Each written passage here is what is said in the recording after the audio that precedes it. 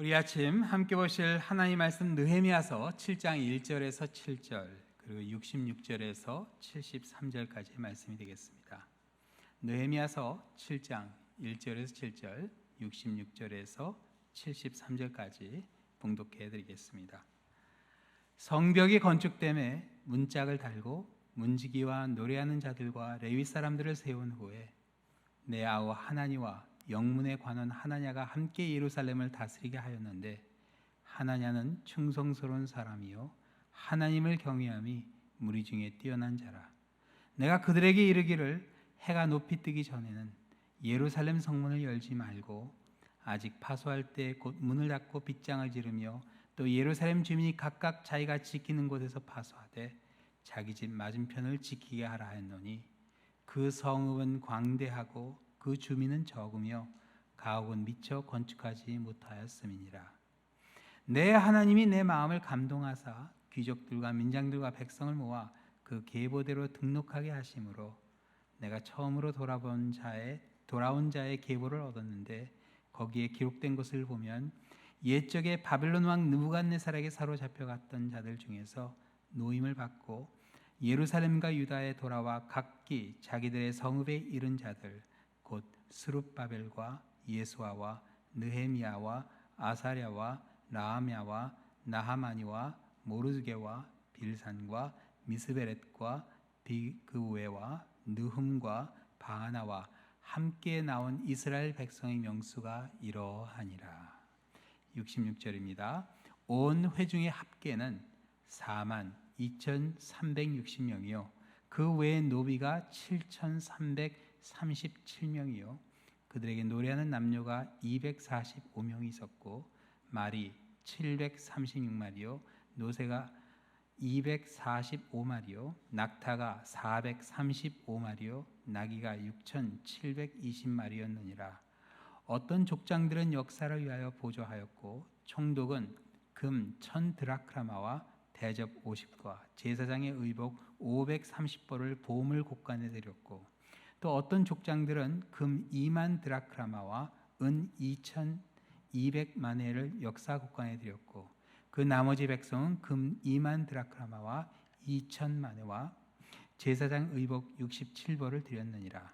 이와 같이 제사장들과 레위 사람들과 문지기들과 노래하는 자들과 백성 몇 명과 느디님 사람들과 온 이스라엘 자손이 다 자기들의 성읍에 거주하였느니라. 하나님의 말씀입니다. 우리 코로나19 회복이 이제 2단계까지 왔는데 여기서 멈춰서 움직일 생각을 하지 않고 그러고 있습니다. 어떻게 보면 상당히 어려운 그런 때가 아닌가 싶어요. 이제 금방 이렇게 회복이 돼갈 줄 알았는데 그게 아니라 그냥 2단계에서 멈춰버린 겁니다. 사람들이 인내심을 잃어갈 수 있는 그런 때죠. 그래서 이럴 때 이렇게 충동적이고 지혜롭지 못한 그런 결정, 또 심지어 위험한 결정도 할 수 있게 되는 것 같습니다. 그래서 이럴 때일수록요, 우리가 삶의 우선순위를 한번 정리해 둘 필요가 있습니다.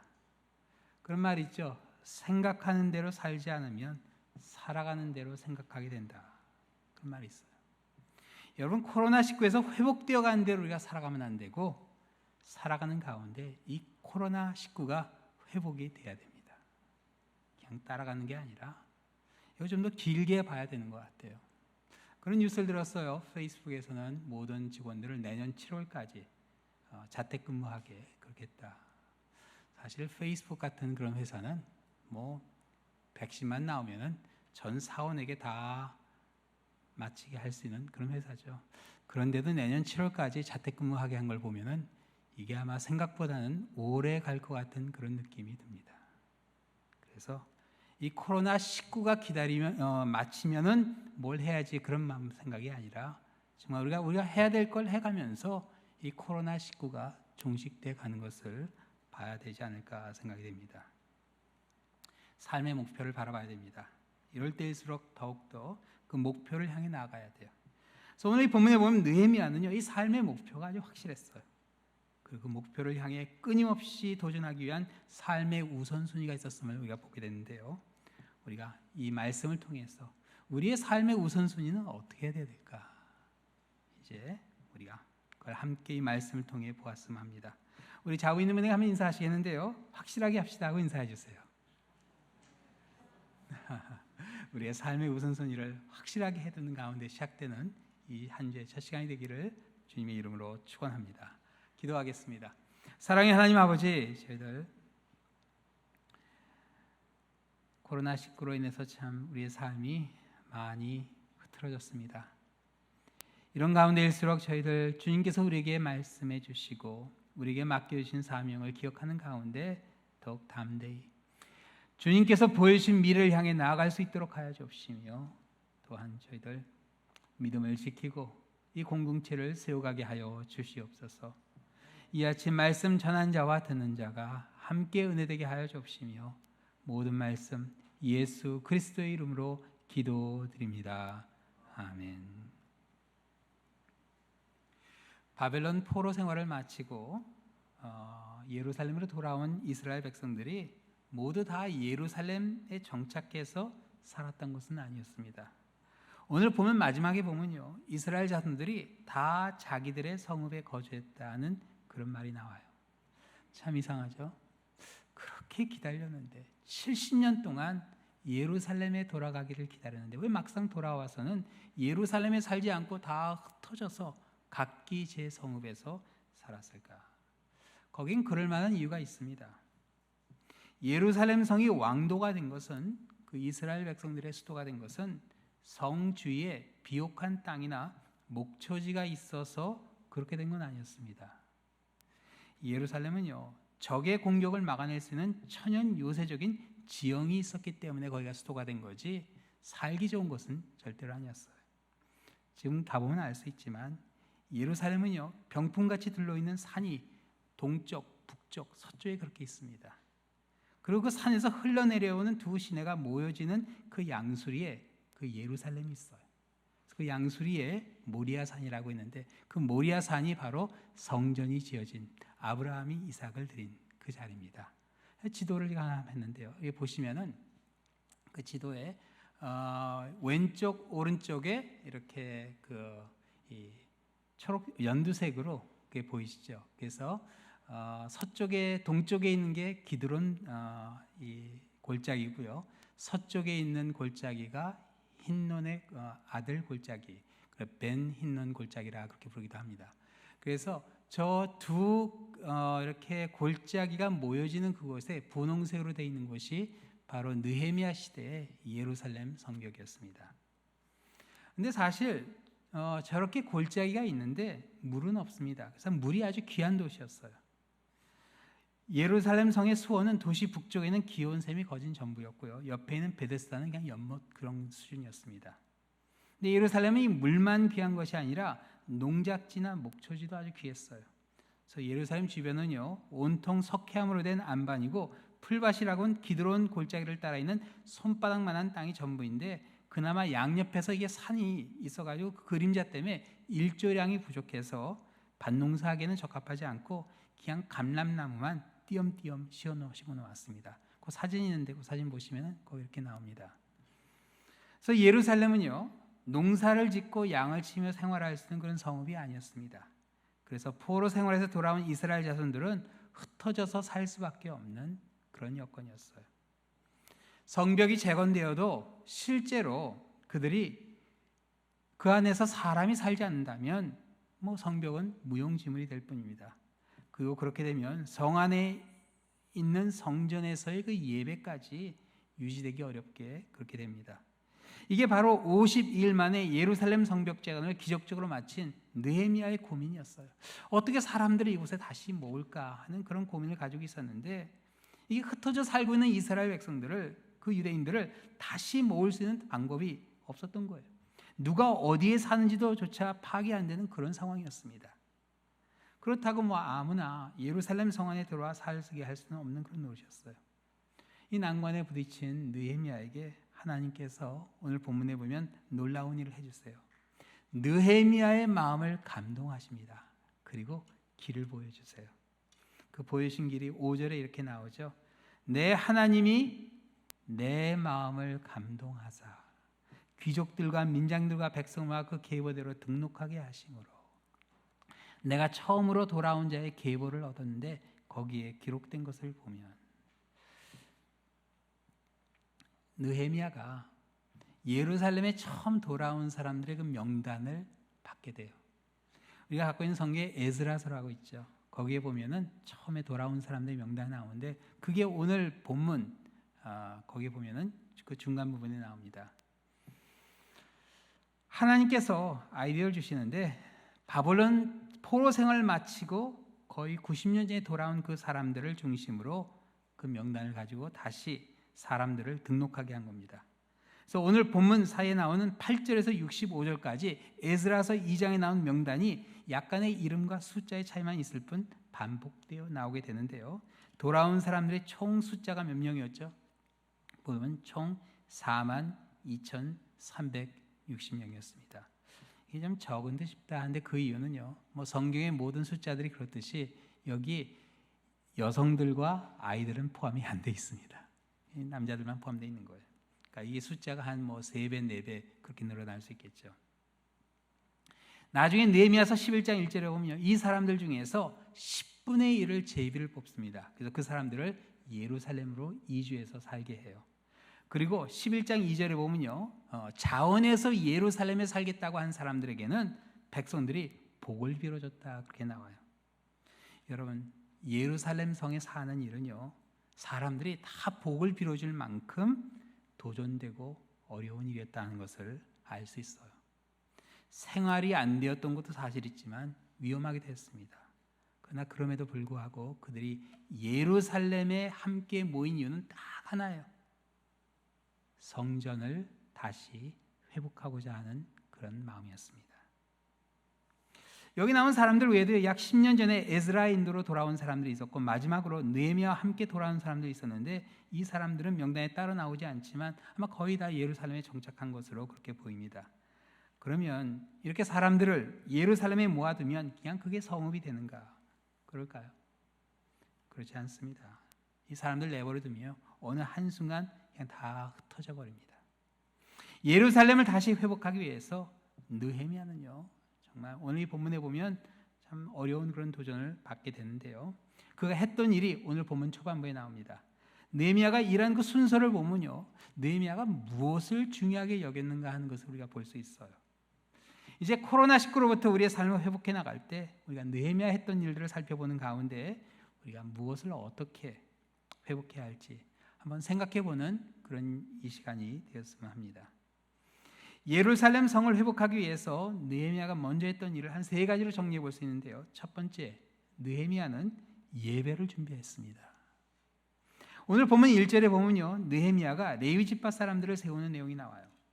1절에 보면 이렇게 나옵니다. 성벽이 건축됨에 문짝을 달고 문지기와 노래하는 자들과 레위 사람들을 세운 후에 문지기와 노래하는 자들과 레위 사람들은 사실 모두 성전에서 섬기는 레위 지파에 속하는 사람들이었습니다. 그런데 느헤미야는 그들의 역할을 셋으로 나눴죠. 문지기는 원래 성전문을 지키는 사람들인데 오늘 본문에 보면 느헤미야는요. 이 사람들을 성전문이 아닌 예루살렘 성벽문을 지키게 했어요. 근데 여러분 이게 무슨 뜻이죠? 느헤미야에게는요.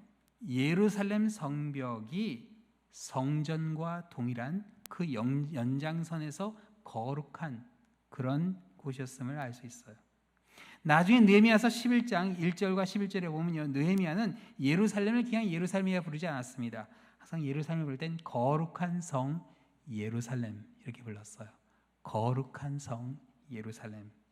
그러니까 느헤미야의 관심은요. 예루살렘을 다시 지역의 정치나 경제의 중심지로 회복하는 게 아니라 거룩한 성으로 예배 처소로 회복하는 데 있었음을 우리가 볼 수 있습니다. 근데 이런 생각은요. 느헤미야가 만들어낸 건 아니었어요. 에스겔서 같은 데 보면요. 하나님께서 하늘에서 새 예루살렘을 내려주시죠. 그런 환상이 나와요. 성 전체가 거룩한 곳으로 그렇게 나옵니다. 성이 거룩하니까 구분된 성이기 때문에 아무나 성 안으로 들일 수는 없는 거예요. 그래서 레위인들을 그 성벽의 문지기로 세우게 됩니다. 성 전체가 구분됐다는 그런 뜻이에요. 그래서 이렇게 세워진 문지기들의 그 후손이 11장 45절에 보면 838명으로 나오는데요. 이게 벌써 90년 전의 숫자니까 느헤미야 시대는 아마 훨씬 더 많았던 것으로 그렇게 보입니다. 문지기 다음에는요, 찬양대를 세우는데요. 찬양대 숫자 또한 7장 44절에 보면 148명으로 나옵니다. 후에 낙성식을 할 때 보면 나오지만 찬양대가 예루살렘 성에 모인 모든 사람들을 인도하게 돼요. 여러분, 찬양은 하나님께 영광을 돌리는 그런 일이죠. 참나 귀한 일이에요. 우리가 이제 자가생활하고 온라인으로 예배드리는 가운데 가장 첫 번째 회복한 게 이 찬양입니다. 찬양이에요. 그래서 우리 찬양팀 또 이렇게 특별히 특송도 해주시고 이제 앞으로 이제 찬양대도 한번 도전을 해보겠는데 아마 시간이 좀 걸릴 것 같습니다. 느헤미야는요, 찬양을 회복하고 또 그 다음에 보면은 레위 사람들을 이야기하는데요. 이거는 문지기와 찬양대 외에 성전에서 봉사하는 모든 사람들을 가리키는 말이 됩니다. 그래서 느헤미야는 레위 지파의 역할을 회복함으로 성전에서 드려지는 예배를 회복하게 됩니다. 흩어져 살고 있었던 레위 지파 사람들에게 그들의 생활을 책임지겠다 그렇게 이야기하고 그들을 예루살렘으로 모은 겁니다. 여러분, 사실 이 예배를 회복하는 일처럼 중요한 일이 또 없죠. 하나님과의 관계를 유지하는 일이기 때문에 그렇습니다. 그래서 이 코로나19에서 회복된 우리의 삶에도 이 예배가 중요합니다. 이 코로나19를 통해서 우리가 정말 예배를 회복해 가는 가운데 하나님께 더 가까이 가는 그런 시간이 되었으면 합니다. 저는 우리 금년 비전이 하나님이 주신 비전이라는 그런 확신이 있어요. 그렇죠. 정말 하나님께로 더 가까이. 우리가 이 코로나19를 겪으면서 정말 얼마나 하나님께 더 가까이 했는지 모릅니다. 시편 73편에 나오는 말씀이죠. 하나님께 가까이 함이 내게 복이라. 내가 주 여호와를 나의 피난처로 삼아 주의 모든 행적을 전파하리다. 여러분, 정말 금년 상황에 너무나 맞는 그런 말씀이 아닌가 싶어요. 하나님께 가까이 함이 우리에게 복입니다. 그러니까 이 코로나19도 그렇게 생각해 보면 복인 거예요. 그렇죠. 언제 이렇게 하나님께 간절히 매달리고 가까이 할 기회가 있었겠어요. 아마 돌아보면은 이 시간도 하나님이 광야의 시간 같은 시간이지만 그래도 우리를 기억해 주시고 함께했던 그런 시간이었구나 하는 가운데 감사하게 되지 않을까 생각이 됩니다. 지난주 우리 여름 성경학교가 있었죠. 이 예년보다 조금 늦어졌지만 어린이들이 새 학년도를 준비하며 예배로 시작했으면 하는 그런 마음에서 준비됐습니다. 지난 봄부터 집에 다 갇혀 있다시피 했죠. 제가 유튜브 어떤 영상을 보니까 어떤 4살짜리 꼬마가 막 이렇게 한탄을 하는, 왜 여기 다 갇혀 있어야 되냐, 셧다운 되냐, 그런 영상이 있더라고요. 그런데 아이들도 너무나 힘든 거예요. 그렇죠. 이게 하루 이틀도 아니고 몇 달씩이나 집에 갇혀 있는데 얼마나 힘들겠어요. 근데 우리 이번에 여름 성경학교 주제가 험난한 기찻길, 예수님과 함께하는 기차 여행이었어요. 우리가 기차를 타고 여행은 하지 못했지만 그래도 말씀을 통해서 예수님과 함께 시작하는 우리 자녀들의 새 학년도가 되었으면 합니다. 여러분 기억해 주시고 그들이 예수님을 가까이 함으로 복을 받는 그런 시간이 될 수 있도록, 그런 새 학년도가 될 수 있도록 여러분 꼭 기도해 주시기 바랍니다. 그렇습니다. 여러분, 우리가 예배를 회복해야 돼요. 참 감사한 일은요, 우리가 지난주일로 우리 교회 일부 예배, 야외에서 드리는 일부 예배와 수요 찬양 집회, 그리고 매일 드리는 새벽 예배는 이제 거의 숫자상으로는 회복이 됐습니다. 숫자상으로는 회복이 됐어요. 너무나 감사하죠. 그러나 여러분 조심해야 됩니다. 마스크 철저하게 우리가 써야 돼요. 우리가 이 예배를 살리는 만큼 그만큼 조심해야 됩니다. 사회적 거리 철저하게 떼야 됩니다. 그렇죠. 아까 처음에 말씀드렸듯이 이게 좀 시간이 길어질 것 같습니다. 그래 어떻게 보면은 우리가 이제까지 해오던 그런 모든 걸 다 바꿔야 되는 게 아닌가 싶어요. 그래서 사회적 거리를 띄면서 우리가 가까이 하는데, 제가 보니까 예배 후에는 사회적 거리가 좀 가까워지시는 것 같아요. 그래서 제가 가만히 봐서 왜 가까워지나 그랬더니 마스크를 쓰고 있으니까 이게 소리가 잘 안 들리는 거예요. 그러니까 이게 자꾸 가까워져요. 얘기를 하면 할수록. 근데 우리가 끝나고 나서도 여전히 조심하는 가운데 우리가 일부 예배, 또 3부 예배, 우리가 수요 찬양 집회, 새벽 예배, 구역 예배까지 우리 다 회복해 나가는 그런 축복이 우리 랄리 하인 장로교회 모든 분들에게 있기를, 또 그런 가운데 각 가정에서 우리 하나님을 가까이 하는 복이 더하시기를 우리 주님의 이름으로 축원합니다. 둘째로 느헤미야는요, 리더십을 회복했습니다. 느헤미야가 예루살렘을 다스릴 두 사람을 세우죠. 사실 이게 비상시에는 전체를 움직이는, 한 사람이 전체를 움직이는 그런 체제가 효과적이에요. 그러나 상황이 일단 안정되고 나면요, 함께 일할 사람들이 필요합니다. 그래서 예배 준비를 마친 느헤미야는 아우 하나니와 영문의 관원 하나니야, 이 두 사람을 세워서 예루살렘을 다스리게 합니다. 왜 이 두 사람을 세우는가? 여기 보면 하나니 같은 경우는 느헤미야의 아우, 친동생으로 나오죠. 그러나 느헤미야가 하나니를 세운 이유는 단지 자신의 혈육 때문은 아니라 그렇게 봅니다. 왜냐하면 느헤미야서 1장에 보면요, 하나니는 예루살렘의 그 상황을 형에게 알리기 위해서 예루살렘 성에서 수산성까지 그 먼 거리를 마다하지 않고 찾아온 것으로 그렇게 나오죠. 어떻게 보면 그 어느 누구보다 예루살렘을 더 아끼고 염려하고 사랑했던 그런 하나니였다 하는 것을 볼 수 있어요. 물론 느헤미야의 동생 하나니의 인품과 신앙은 우리가 간접적으로밖에 이렇게 추리할 수 없지만 그 다음에 하나니아는 조금 다릅니다. 하나니아가 어떻게 소개되죠? 하나니아는 영문의 관원으로 소개됩니다. 이 영문의 관원이란 뭐예요? 영문은 성전을 지키는 그런 역할을 하는 그런 곳이에요. 그래서 일종의 보안을 맡았던 사람입니다. 그러니까 이 성전의 보안을 맡았기 때문에 예루살렘 전체의 보안을 맡을 또 다스릴 그럴 자격이 되는 충분히 그런 자격이 있는 사람이었어요. 그러나 느헤미야가 하나니아를 세운 이유는 단지 영문 관원이었다는 그런 경력이 다가 아니었어요. 2절 후반부에 보면요, 느헤미야는 하나니아를 어떻게 평가하죠? 이렇게 이야기합니다. 하나니아는 충성스러운 사람이요 하나님을 경외함이 무리 중에서 뛰어난 자라. 이 하나니아는요 충성스러운 사람이었어요. 믿을 만한 사람이었어요. 앞에서나 뒤에서나 한결같은 그런 사람이었어요. 이런 믿을 만한 인격이 어디서 나온 것이죠? 하나님을 경외하면서. 하나님을 경외함이 어땠다고요? 무리 중에서 뛰어났다, 그렇게 이야기합니다. 하나님을 두려워했던 하나니아였어요. 여러분, 하나님을 두려워하는 사람이 믿을 만한 사람입니다. 어디에 가서도 한결같거든요. 창세기에 보면 하나님을 두려워했던 요셉이 나오죠. 흔들리지 않았어요.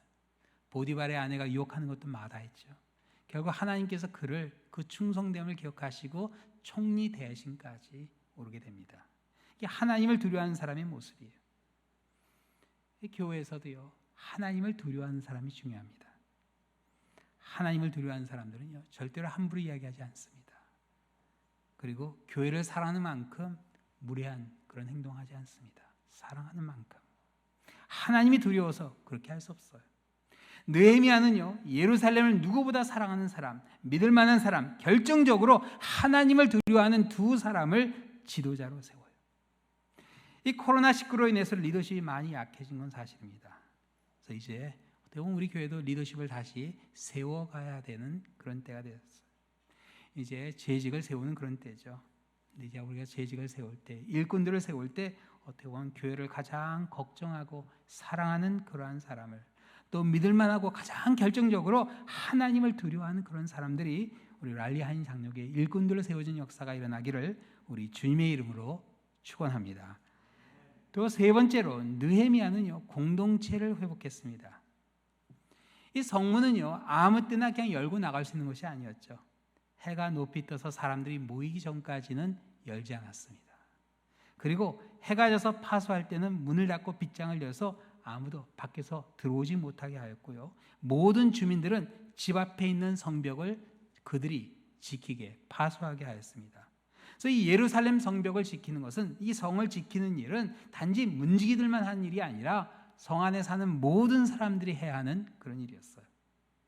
좀 불편했겠죠. 그러나 불편해서 서로 인내하고 참는 가운데 그 성을 지켰습니다. 안전을 위해서 성에 밖에 나가는 일조차 시간을 맞춰서 함께 했던 것을 우리가 볼 수 있어요. 그래서 아직 주민들이 많지 않았지만 힘을 모으는 가운데 공동체가 세워져 갔던 것을 우리가 보게 됩니다. 이 코로나19에서 회복되는 교회 또한 이 공동체가 다시 세워져야 할 필요가 있습니다. 어떻게 보면 이 코로나 바이러스로 인해서 이 사회적 거리를 띄고 우리의 모든 관계들이 다 어떻게 보면 약해졌어요. 그렇죠? 하나로 모일 수 있는 그런 기회가 없기 때문에 그래요.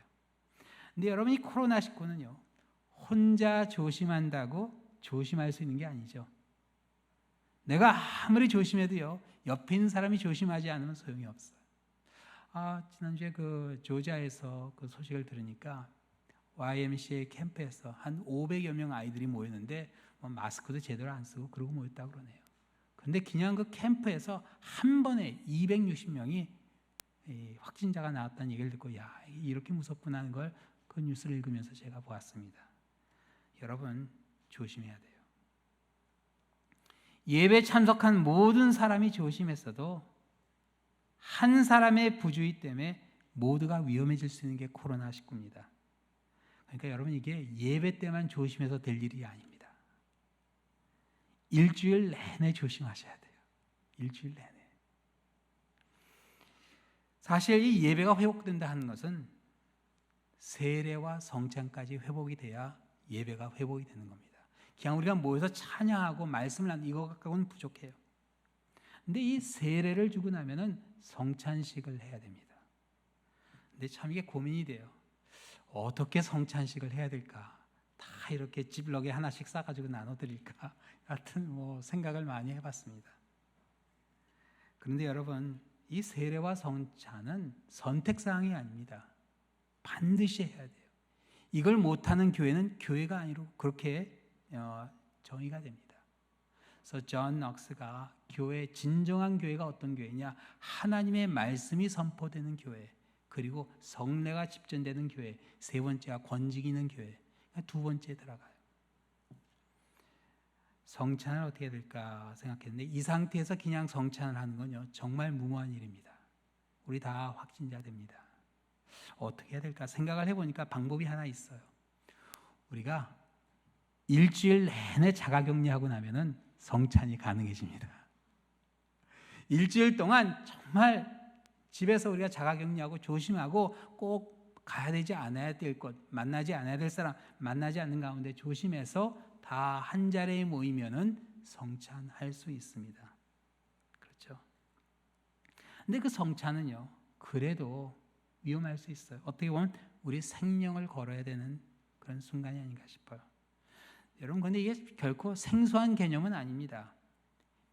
초대교인들은요, 성찬식을 할 때마다 생명을 걸고 성찬식 테이블에 모였습니다. 왜냐하면 그게 발각이 되면 그대로 끌려가서 죽었거든요.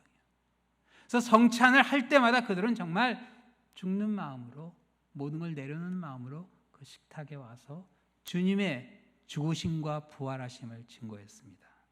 그렇게 보면은, 어떻게 보면 우리가 성찬식을 하게 될 때 그 첫 번째 성찬에 모인 그 한 분 한 분은 진정한 의미의 공동체라 그렇게 볼 수 있으리라 확신합니다. 우리가 함께 떡과 잔을 나누는 그 자리까지 가는 그런 공동체로 회복될 수 있게 되기를 우리 주님의 이름으로 축원합니다. 여러분, 느헤미야는요 아주 확실한 우선순위가 있었어요. 예배를 회복하고 리더십을 회복하고 공동체를 회복하는 일을 무엇보다 먼저 했습니다. 근데 오늘 본문 4절에 보면요, 심지어 가옥을 건축하는 일보다 먼저 한 것으로 이렇게 나와요. 그래도 사람들이 살 집은 먼저 지어주고 그런 일을 해야 되지 않을까 싶은데 그게 아니었어요. 느헤미야에게 왜 그런 유혹이 없었겠습니까? 사람들이 왜 그런 얘기 안 했겠어요? 집이라도 먼저 지어놓고 이런 일을 해야 되지 않을까? 그런데 아니었어요. 느헤미야는요 우선순위가 확실했습니다. 예배, 리더십, 공동체. 여러분, 힘들 때일수록 이 우선순위가 중요해요. 어느 대학의 교수님이 강의 시간에 투명한 상자를 하나 갖다 놓고 아주 큰 돌을 몇 개 이렇게 가득 채워 넣었어요.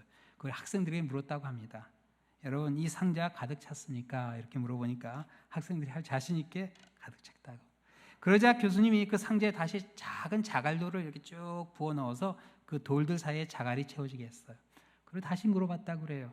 자, 이제 상자가 다 찼으니까. 그렇게 묻자 학생들이 네 하고 또 그렇게 대답했다고 합니다. 근데 교수님이 한 번 더 웃으면서 책상 밑에서 모래를 딱 꺼내더니 거기다 쫙 부으면서 이제 가득 채웠어요. 그리고 학생들에게, 여러분, 제가 이제 뭘 말하려고 하는지 아시나요? 묻자 학생들이 좀 의아해하는 그 눈총으로 바라보게 됐어요. 그러자 교수님이 이렇게 말했다고 그래요. 많이 넣을 수 있는 것을 보여주려 했던 것이 아니라 큰 것부터 상자에 넣지 않으면은 큰 것을 넣을 기회가 없어진다는 것을 보여드리기 위해서 이렇게 했습니다. 이렇게 했다고 그래요. 여러분, 목표를 이루기 위해서는요, 가장 중요한 큰 일부터 먼저 해야 됩니다. 문제는 살다 보면 많은 일 중에 어느 게 더 중요한지, 큰 일인지 이게 결정짓기가 어렵다는 게 문제가 있어요. 그리고 또 급한 일을 먼저 하다 보면 정작 중요한 일을 놓치는 그런 경우가 있죠. 그래서 여러분, 우리 삶의 우선순위가 중요합니다. 웨스트민스터 신앙고백 소요리 문답 첫 번째 질문이요, 사람의 제일 되는 목적이 무엇인가, 그렇게 나와요. 네, 여러분, 우리가 세례 공부할 때, 세례 준비할 때 다 이거 공부한 내용인데 기억하세요? 사람의 제일 되는 목적 뭐죠? 하나님을 영화롭게 하는 것과 영원토록 그를 즐거워하는 것이라 이렇게 나오죠. 이게 뭔가요? 하나님을 영화롭게 하는 것과 영원토록 그를 즐거워하는 것. 이거 예배 아닌가요? 예배죠. 단지 이 시간에 드리는 예배뿐만 아니라 우리의 삶 자체가 예배가 돼야 된다는 그런 뜻이에요. 여러분, 코로나19로 인해서 이 목적이 바뀌면 안 됩니다. 코로나19에 관계없이 우리의 목적은 여전히 하나님을 영화롭게 하는 것과 영원토록 하나님을 즐거워하는 예배가 돼야 돼요. 이게 흔들리면 안 됩니다. 이 예배가 회복될 때 리더십이 회복되고, 리더십이 회복될 때 공동체가 회복되게 돼 있어요. 자, 이렇게 예배 최우선으로 했던 그 예루살렘 공동체가 회복되었는가? 오늘 이 본문에 보면요, 회복됐습니다. 성벽이 50일 만에 완공되는데요, 앞에서 일했던 사람들도 있었지만 오늘 이 본문에 보면요, 성벽이 완성되기까지 그 숨은 희생들이 나와요. 여기 보면 총독이 금 1000 드라크마와 제사장 의복 530벌을 드렸다. 그리고 그릇을 50개 드렸다, 이렇게 나오죠. 성전에 쓰여지는 그릇이죠. 금 1000 드라크라면 한 8.5kg이 됩니다. 금 1kg가 한 6만 7천 불 되더라고요. 그러니까 총독이 얼마 헌금한 거죠? 현찰로 약 한 57만 불 헌금한 겁니다. 이 성벽이 지어지는 가운데 총독이 57만 불 헌금했는데, 이게 누구죠? 느헤미야 자신이에요. 자기 이름을 이야기하지 않아요. 참 겸손한 그런 모습을 보게 됩니다. 자기 자신을 낮추는 그런 모습. 느헤미야가 이렇게 희생하니까 족장들도 그들의 주머니를 열었습니다. 족장들이 금 2만 드라크마와 은 2천만을 드렸어요. 이 금값이 약 한 1,100만 불, 11밀리언 정도 됩니다. 그러니까 백성들은 가만히 있었나요? 아니었어요.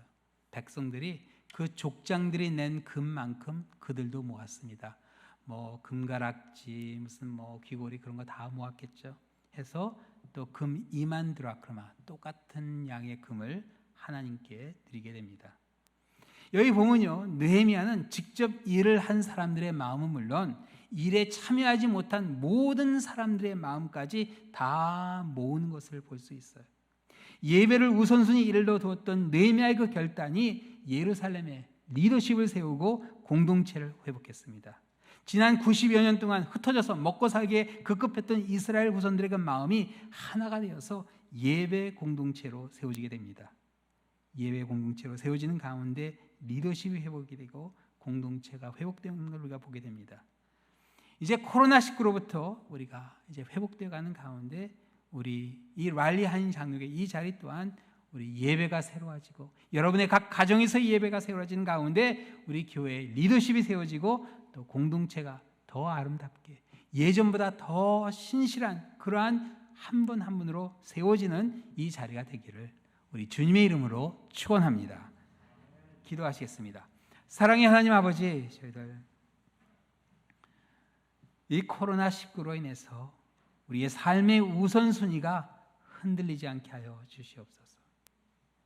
주님을 바라보는 가운데 우리 삶의 예배가 최우선의 순위에 오르게 하여 주시고, 또한 주님께서 우리에게 맡기신 직임을 감당하는 가운데 저희들 섬기게 하여 주옵시며, 이 공동체가 정말 주님께서 기뻐하시는 그러한 공동체로 회복되게 하여 주시옵소서. 모든 말씀 예수 그리스도의 이름으로 기도드립니다. 아멘.